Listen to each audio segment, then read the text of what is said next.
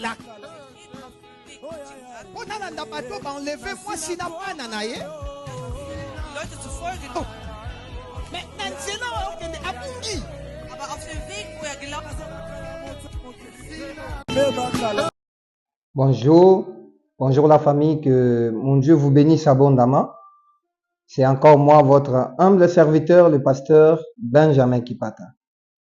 Je suis venu partager une parole avec vous aujourd'hui. Je suis venu qu'on partage quelque chose de très important. Je voulais partager avec vous les 5 choses à savoir pour que ta vie change. 5 choses à savoir quand tu pries pour que ta prière soit efficace. La 5e chose, c'est très important. Reste dans cette vidéo pour bien comprendre ce que je vais te dire. Ce que Dieu m'a inspiré de partager avec toi. Le problème avec nous, il y a longtemps et il y a un bon moment. Pourquoi nous les chrétiens on prie, il n'y a pas de réponse. Il y a beaucoup de raisons, mais moi j'ai énuméré ces 5 points. C'est un point très important pour toi, très important pour nous, ce sont des points qui rendent nos prières efficaces. Vous savez, même dans mon pays, il y a des gens qui prient beaucoup. Les gens qui prient matin, midi, soir, mais ils ne voient pas les résultats dans leur prière. Or que Dieu répond tout le monde. Dieu répond tout le monde. Alors aujourd'hui, parler du Saint-Esprit, je vais te citer 5 points qui vont t'aider à rendre tes prières vraiment efficaces. Très efficaces. Alors d'abord, si c'est ta première fois de nous regarder, abonne-toi sur notre chaîne YouTube Benjamin Kipata, aimez la vidéo pour que la plateforme YouTube montre cette vidéo à d'autres personnes. C'est aussi une manière pour nous d'évangéliser, que cette parole de Dieu arrive partout, que l'évangile arrive un peu partout dans le monde, comme la Bible le dit. Alors, allons-y, je vais te citer la première des choses. Première chose que tu dois savoir pour que Dieu exauce ta prière, pour que ta prière soit efficace. La première chose, c'est la crainte de Dieu. Mes frères et sœurs, la crainte de Dieu est le commencement de la sagesse, comme la Bible le dit. C'est le commencement aussi de la bénédiction. Tu ne peux pas vivre une bénédiction dans ta vie. Tu ne peux pas prier que cette prière-là soit efficace si tu n'as pas la crainte de Dieu dans ta vie. Quand tu pries, il y a des péchés qui te dérangent en fait. Il y a des choses qui dérangent ta vie, que tu puisses laisser ça. Parce que on craint Dieu pas pour nous, pas pour Dieu plutôt. On craint Dieu pour nous. Parce que Dieu ne réside pas là où il y a le péché. Il y a un péché chéri, un péché qui te dérange chaque fois, à qui tu cherches vraiment un moyen de te débarrasser de ça. Laisse-moi te dire, si tu ne te débarrasses pas de ces péchés-là, à tout moment que tu vas prier, cette prière va rien faire. Parce qu'il y a quelque chose qui met l'obstacle entre toi et Dieu. Alors, il faut vraiment faire attention, craindre l'Éternel et marcher dans la crainte de Dieu. Deuxième point, c'est vivre dans la discrétion. Ce deuxième point est très important. Je voulais te dire aujourd'hui, dans le combat spirituel, la discrétion, c'est une arme aussi. La discrétion, c'est une arme. Arrête de dire à tout le monde les secrets de ta vie. Arrête de dire à tout le monde ce que tu veux faire. Arrête de dire à tout le monde la façon dont tu veux évoluer dans ta vie. Ça va pas réussir. Parce que tu ne connais pas l'état d'âme de l'autre. Tu ne connais pas comment. Arrête de faire même confiance à tes proches, même à ta famille. Moi, je vous dirais quelque chose. Quand je faisais mes démarches pour venir en Europe, en tout cas, je parlais à mon père les jours où j'ai eu mon visa. Toute ma famille ne savait rien. Et mes amis, mes proches ne savaient rien. Ma famille aussi, rien. Il y avait seulement un pasteur que j'avais dit, et je lui ai dit ça à la fin. Quand les démarches étaient finies, on voulait me donner les visas. C'est comme ça que d'autres personnes prient, mais ne voient pas les résultats dans leur vie parce que tu n'as pas la discrétion. Toi, tu t'attaches à tout le monde. Toi, tu parles de ta vie à tout le monde. Tu parles de tes secrets à tout le monde, mes frères et sœurs. Deuxième point que je vais te parler, vivre dans la discrétion. C'est même grave. Je te dirais même les jours où Abraham est parti offrir Isaac en sacrifice, Abraham n'a pas dit à Sarah. Mais Sarah était sa femme, sa propre femme, sa femme légitime. Il y a d'autres choses, ne dis pas ça aux gens avant que la chose se réalise. Ne le dis pas. Toi, travaille d'abord sur la chose. Quand la chose va s'accomplir, c'est comme ça que tu vas dire aux gens et les gens vont voir ce qui était tes projets ou ce que tu voulais faire. La discrétion. Je le répète encore, dans les combats spirituels, la discrétion, c'est une arme aussi. Alors, il faut beaucoup être discret ou discrète. Troisième point, ou troisième chose, prier avec persévérance. Ici, je voulais te parler de quelque chose. Ici, je voulais te parler d'un système. La persévérance, c'est quand tu pries sans relâche.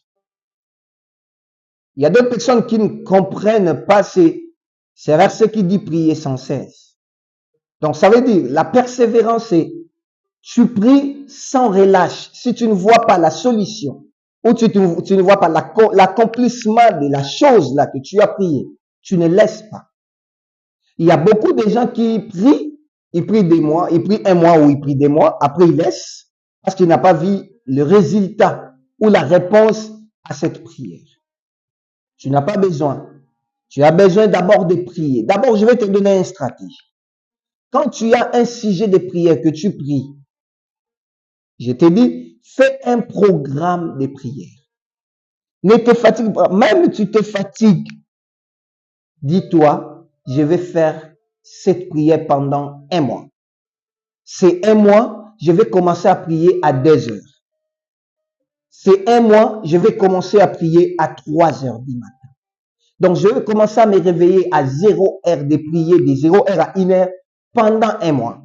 Quand tu vas prier pendant un mois, et tu vois après un mois là, la chose que tu priais pour ça, ça ne s'est pas encore réalisé. Continue la prière, ne laisse pas. Le mal avec nous, c'est quoi? Quand nous on prie, on prend les sujets de prière qu'on priait là. On n'a pas encore vu l'accomplissement, on n'a pas encore vu la réponse de ces sujets de prière. Quand tu pries pendant quelques jours, tu vois pas l'accomplissement, tu changes les sujets. Ne change pas les sujets.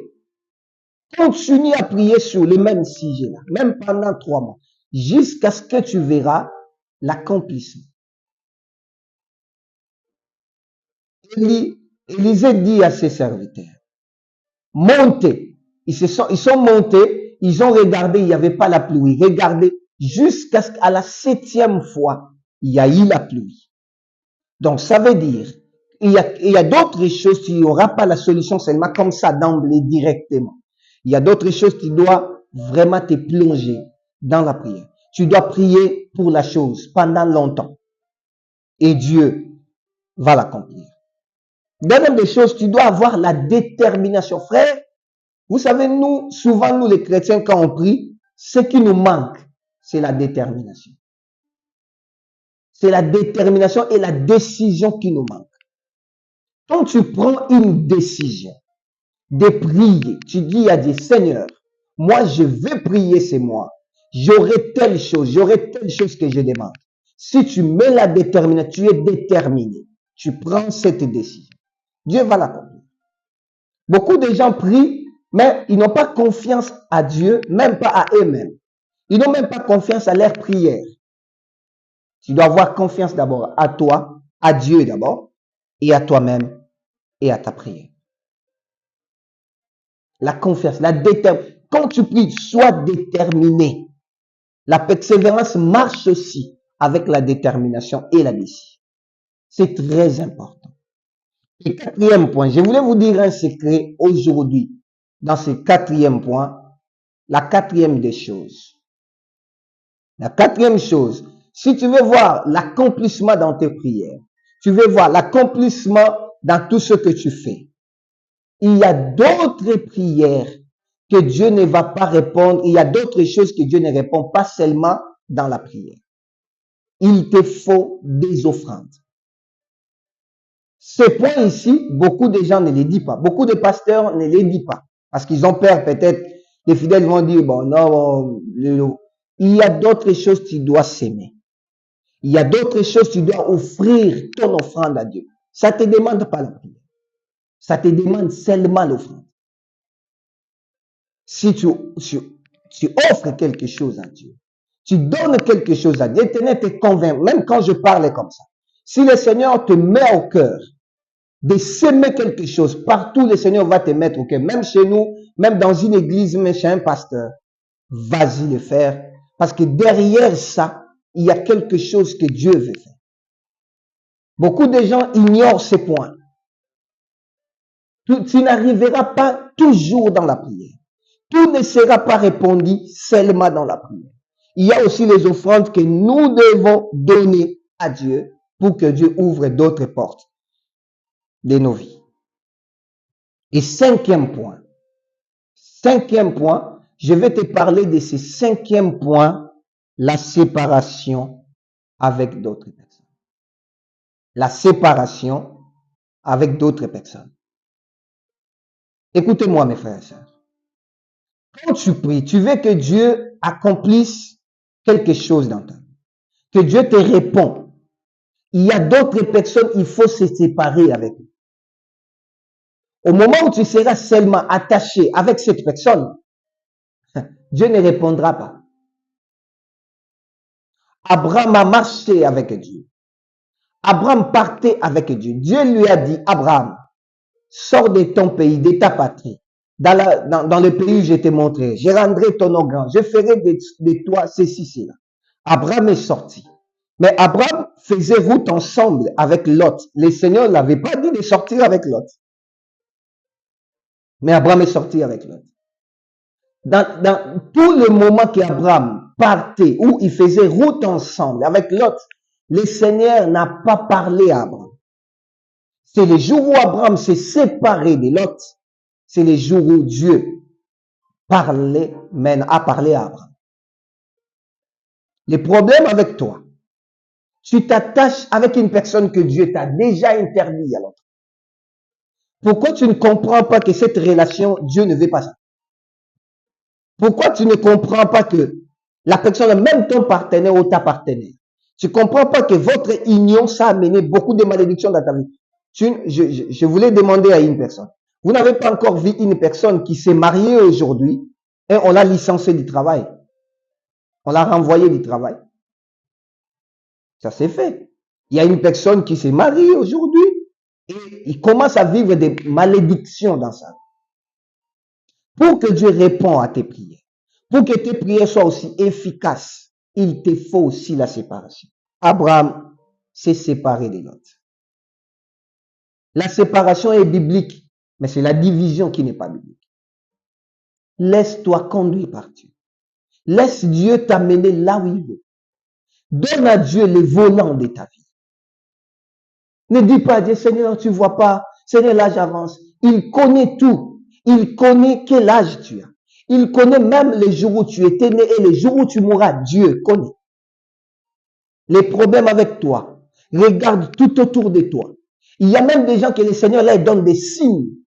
Mais ces gens-là n'arrivent pas à comprendre les signaux que le Seigneur leur donne. Il y a aujourd'hui d'autres personnes, ce n'est pas Dieu, ce n'est pas le diable, pardon. C'est Dieu lui-même qui leur complique la vie. Pourquoi? Parce que ces gens-là n'ont pas compris ce que Dieu voulait leur dire. 5 choses à savoir pour que ta prière soit efficace, pour que Dieu réponde à ta prière. Je voulais prier pour quelqu'un. Seigneur, donne-nous la force encore que ces 5 points demeurent en nous. Nous faisons l'effort, Père, de les faire, Père, de ressembler à toi. Que nos prières soient efficaces par ta volonté. Donne-nous ta crainte. Donne-nous la discrétion. Seigneur, nous voulons vivre dans la discrétion. Seigneur, nous voulons prier avec persévérance. Nous voulons donner des offrandes comme tu le veux. Père, et nous voulons se séparer des gens qui bloquent nos bénédictions. Seigneur, bénis la personne qui a écouté ces messages. Fais que ces prières deviennent maintenant efficaces dans tous les domaines. Dans le nom de Jésus. Amen. Que mon Dieu vous bénisse. C'était moi, votre humble serviteur, Pasteur Benjamin Kipata. Abonnez-vous sur notre chaîne YouTube.